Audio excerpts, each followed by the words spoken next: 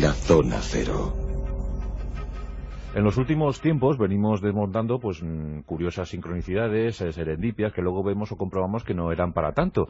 Pero la que os presentamos esta noche es sumamente curiosa, muy interesante y contrastadísima.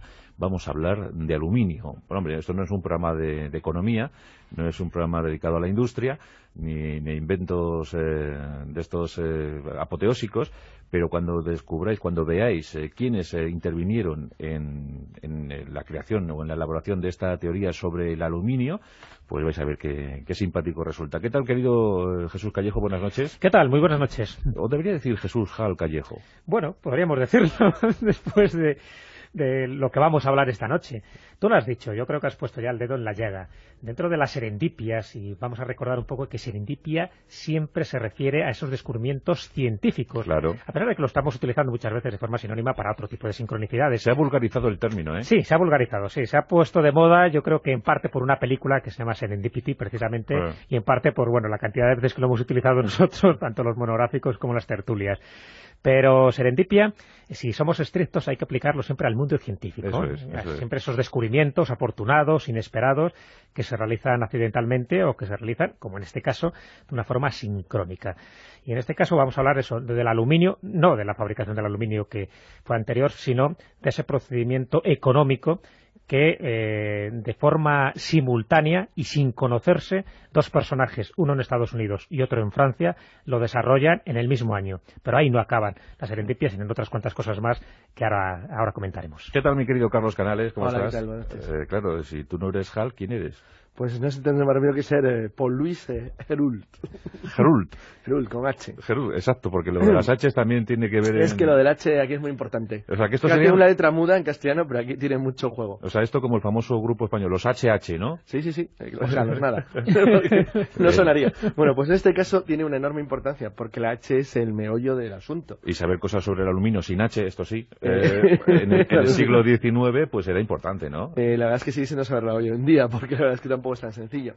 No, la verdad es que se trata de los casos probablemente serendipia en el sentido técnico, que es el que ha utilizado Jesús, porque efectivamente la serendipia, si somos correctos, debería aplicarse solamente a las coincidencias no imposibles, sino a las coincidencias extremas orientadas al descubrimiento científico. Por ejemplo, una serendipia o una casualidad clásica sería la que le ocurrió a Niels Bohr cuando descubrió la forma del movimiento del átomo en un sueño. Bueno, pues normalmente se dice siempre que la serendipia se le ocurre a quien está trabajando de manera intensa en un proyecto o en un trabajo que le lleva un gran esfuerzo y que tiene a lo mejor años detrás, y que de repente ve la solución de una manera casual, posiblemente porque por una coincidencia, porque tiene un sueño, porque haciendo un dibujito de repente se da cuenta de algo. Bueno, eso es la serendipia por esencia. Pero es que en este caso lo que se da es una serendipia múltiple gigantesca, porque un montón de cosas les ocurrieron a las dos personas que hemos comentado a lo largo de toda su vida de manera simultánea, pero sobre todo en el mismo trabajo, en el mismo tipo de acción y en el mismo tipo de invento o desarrollo científico. Eso es. Es decir, es una serendipia que le ocurrió, hubiera sido una serendipia si le hubiera ocurrido a cualquiera de los dos por separado, porque fue en cierto modo casual, en ambos casos, pero es que se les dio a los dos al mismo tiempo, uno en Europa y otro en América, lo cual no deja de ser curioso. Por eso aquí tenemos sincronicidad y tenemos serendipia. Exacto. En lo que se llamó el famoso caso de los gemelos del aluminio. Tenemos a dos investigadores trabajando en lo mismo y a la vez. Sin conocimiento previo de lo que estaba haciendo el otro. Y nunca se llegaron a conocer personalmente. Nunca se llegaron a conocer, así que así podemos llamarlo, ¿no? Los gemelos del aluminio. Sí, también les llaman los mellizos del aluminio, pero bueno, en definitiva da igual, ¿no? El hecho es que, bueno, incluso hubo también demandas de plagio, ¿no? En un principio, porque pensaba, bueno, aquí algo está ocurriendo. Pero si quieres un poco empezamos por el principio, porque es curioso, la verdad que no es demasiado conocido. Yo, de hecho, tengo un libro que se llama así, Serendipias, y fíjate que analizan, Serendipias, analiza pues las clásicas, ¿no? De la que ha comentado Carlos, la de Kekulé, incluso, bueno, pues la de Alexander Fleming, todas estas. Y sin embargo, la de los mellizos del aluminio no la mencionan para nada, y estamos hablando de un libro de 300 páginas, lo cual me llamaba la atención, ¿no? Pero bueno, si nos ponemos un poco en antecedentes, estamos hablando de que, bueno, todo lo que tenga que ver con aluminio ya empezaba a ser conocido desde hace tiempo, ¿no? De hecho, Napoleón lo apreciaba de tal manera, ¿no? El emperador de Francia, que tenía un servicio de mesa de aluminio para ocasiones especiales. Sí, también el arsénico apreciaba. También, pero bueno.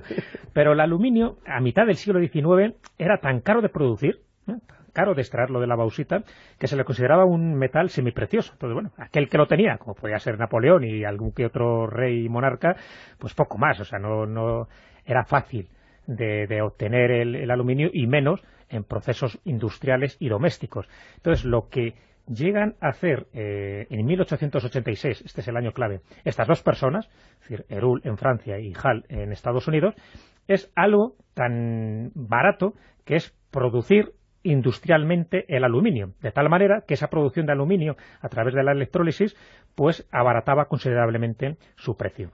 Y entonces, si ahora tenemos cantidad de menaje del hogar en aluminio, es gracias a estos dos señores, ¿no?, que son los padres de este proceso. Por una parte, Charles Martin Hall en Estados Unidos, y por otra parte, Paul Héroult en Francia. Y a partir de ahí empiezan ya las serendipias que ahora vamos a analizar. O de pronto, vamos a empezar. Jesús ha dicho, el año clave es 1886, efectivamente, porque es el año que los dos llegan a la conclusión de que existe un sistema electrolítico que permite, conseguir electrolizar la alumina disolviéndola en criolita. Luego veremos que les costó muchísimo la investigación a la que llegaron por separado, pero eso sería ya importante en sí mismo, el hecho de que, qué curiosidad, que dos personas lleguen al mismo resultado, apellidándose igual y trabajando en lo mismo en dos continentes diferentes, si no hubiera sido porque, por empezar, por algo habían nacido el mismo año. Y, por cierto, murieron el mismo año también, tal y como sospechan ya probablemente todos nuestros oyentes. Oye, que la gente pues ya estamos con lo de Kennedy y Lincoln. Bueno, es que esto está confirmado ya. No, hombre, claro, esto es mucho más que una leyenda. No, esto es mucho más que casualidades del estilo de las que se buscan. Las de Lincoln y Kennedy son muy curiosas, sí, pero se basan, aunque es verdad que son curiosas, se basan más que nada en coincidencias de otro tipo. Es decir, por ejemplo, coincidencias de nombre, en el Teatro Ford y el Ford Lincoln, cosas de este estilo.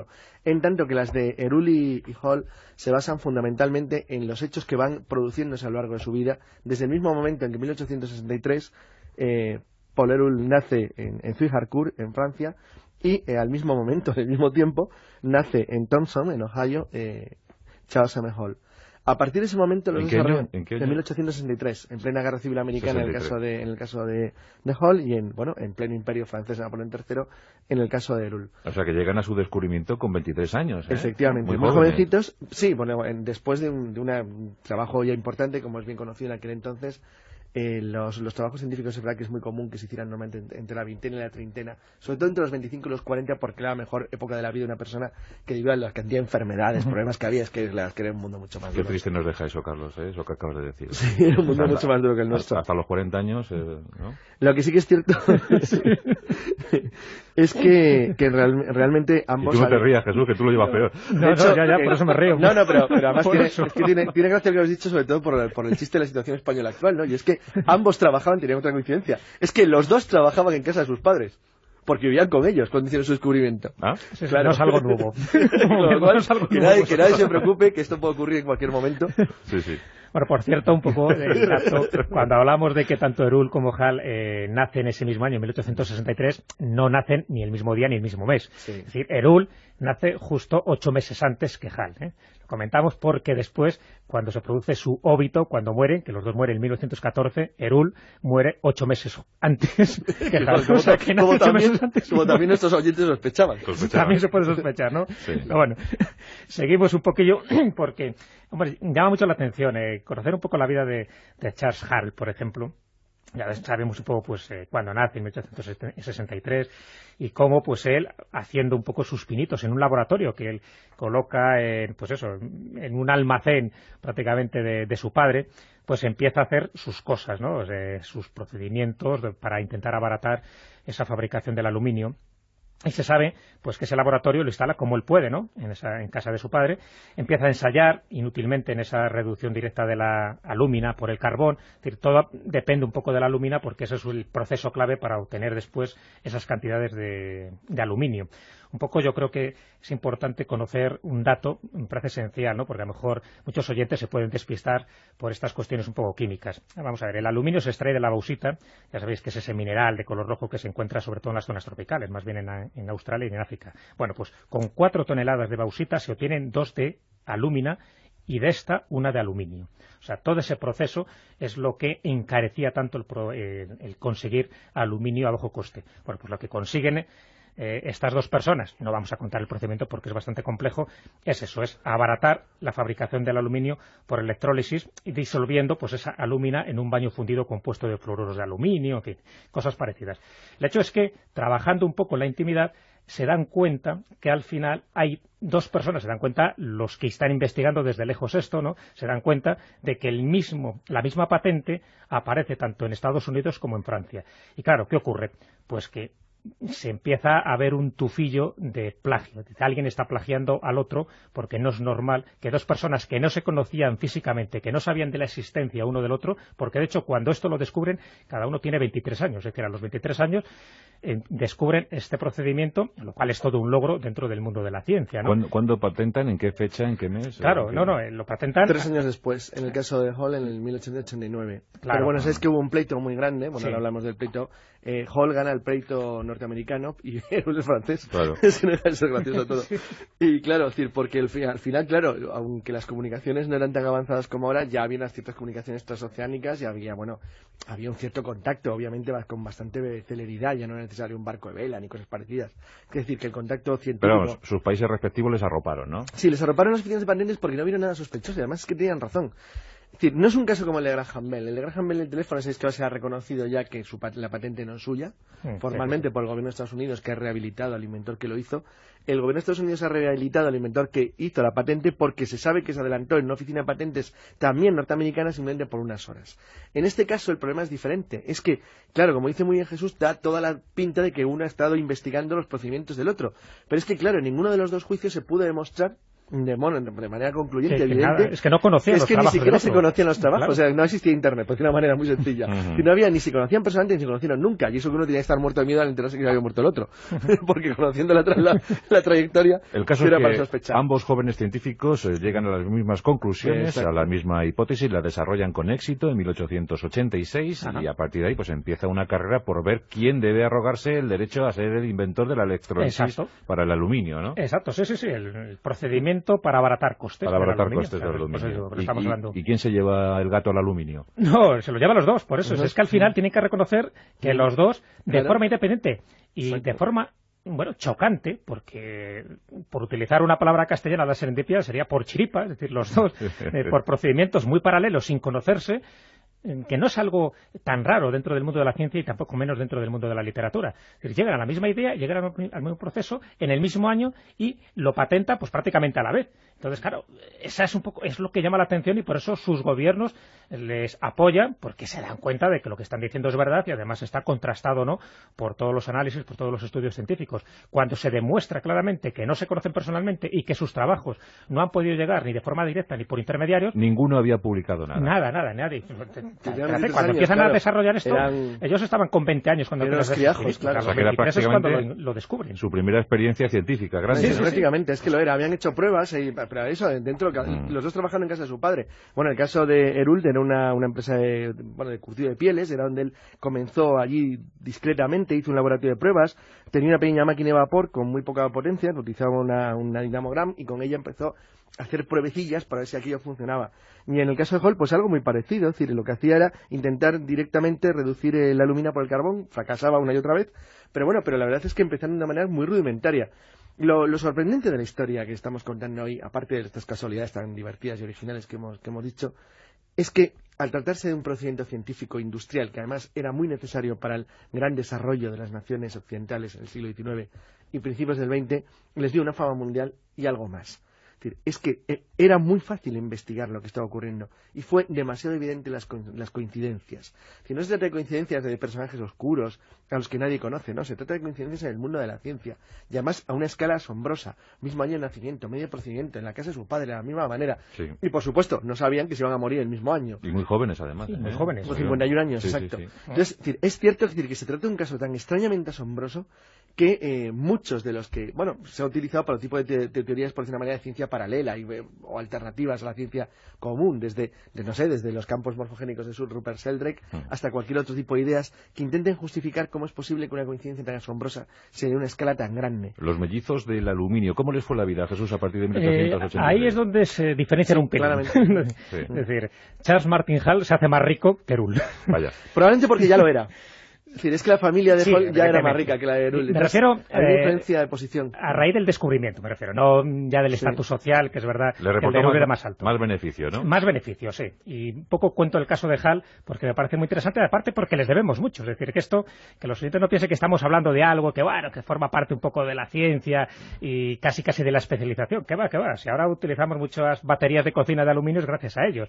De hecho, por ahí empieza, porque Charles Hall lo que hace es que funda su propia empresa, empieza a fabricar utensilios de cocina ligeros, duraderos, fáciles de limpiar. De una vez que ya está hecho ese procedimiento electroquímico y electrolítico, pues lo que hace es eso, que inventa un aparato que a las amas de casa les encanta, porque lo que sirve es para eso, es decir, para que no se manche, para que sea fácil de limpiar, para que dure mucho, para que no se estropee precisamente por las estufas de carbón que habían entonces, es decir, para que la distribución del calor sea notablemente equitativa por toda la zona, que conserve su brillo, en fin, este tipo de cosas que ahora nos parecen elementales porque todos nuestros aparatos y baterías de cocina lo tienen, antes no era así, es decir, antes había zonas que se calentaban más que otras, otras que la herrumbre era mucho mayor precisamente porque al no ser aluminio, pues por esos metales de hierro, pues al final la oxidación era tremenda, incluso te podías intoxicar.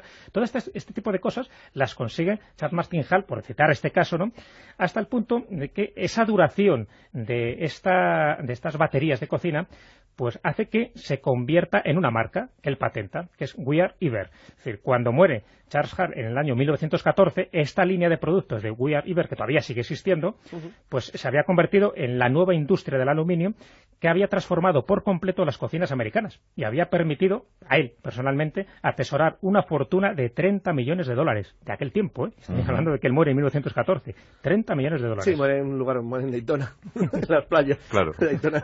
Tomando el sol. Bueno, tampoco murió en mal sitio Erul, murió en la Bahía Antigua, pues un sitio muy bonito también. Y la verdad es que, bueno, el caso de Erul, efectivamente, también su sociedad no tenía tampoco el poder pujante industrial de la de Hall, y además eso, venía de una familia con menos recursos, pero lo cierto es que siempre fue una persona reconocida por la comunidad científica francesa, sobre todo porque se daba por hecho que él tiene más éxito en otras cuestiones. De hecho, como es bien conocido, hay un horno industrial que lleva su nombre, es decir, que patentó, que lleva su nombre, y digamos que su campo de éxito se fue mucho más hacia lo que era la aplicación industrial de otro tipo de tecnología. Entonces, ¿le fue mejor al francés? No, le fue mejor a Hall, que es un multimillonario, pero bueno, a Erul tampoco le fue tan mal. No le fue, pero vamos, pero tener $30 millones de la época era una borrada. Desde luego la fortuna personal era muchísimo mayor. El horno eléctrico de Erul es su logro más conocido, que lleva su nombre todavía hoy, también, y bueno, pues es probablemente lo que los dos se hicieron bastante famosos dentro de lo que cabe, porque fíjate que en muchos libros, como te decía, de Serendipia, por ejemplo, no aparece este descubrimiento. Pero sí que se les reconoció, lo que pasa es que no vivieron tanto como para disfrutar de este descubrimiento, a sabiendas de que sí, ahora todos los demás estamos disfrutando precisamente pues de esa intuición que tuvieron genial, a pesar de los miles de kilómetros que había de diferencia. Bueno, pues Erul Hall, los descubridores de la electrólisis del aluminio, algo que nos ha mejorado muchísimo la vida. Perfecto, Carlos, pues toma para ti esta cacerola, que es muy práctica, es una cacerola de aluminio. Claro, como la estatua que le hicieron a Hall, por si no sabéis, los alumnos del colegio en el que estuvo le hicieron una estatua de aluminio. Una estatua de aluminio, claro, pues también te vamos a hacer a ti una estatua de aluminio, Carlos. Gracias, qué amables. ¿Te gustaría? Una especie de Oscar en chiquitín. Eso es, a escala. Un canalito. Y para ti, Jesús, toma bueno, pues te vamos a dar unas herramientas de madera, porque todavía no has llegado al aluminio, ¿eh? Todavía no. No has llegado al aluminio, entonces tienes que comer con cuchillo y con tenedor y cuchara de madera. Sí, bueno, pero por lo menos tengo cuchara y tenedor, ¿no? Porque visto lo visto, si me las das de plomo, al final ya sabes que acabo intoxicado. Por lo menos el aluminio evitó ese tipo de intoxicaciones. Es que es lo que me gusta de ti, Jesús, que eres tan optimista siempre. Muchas gracias.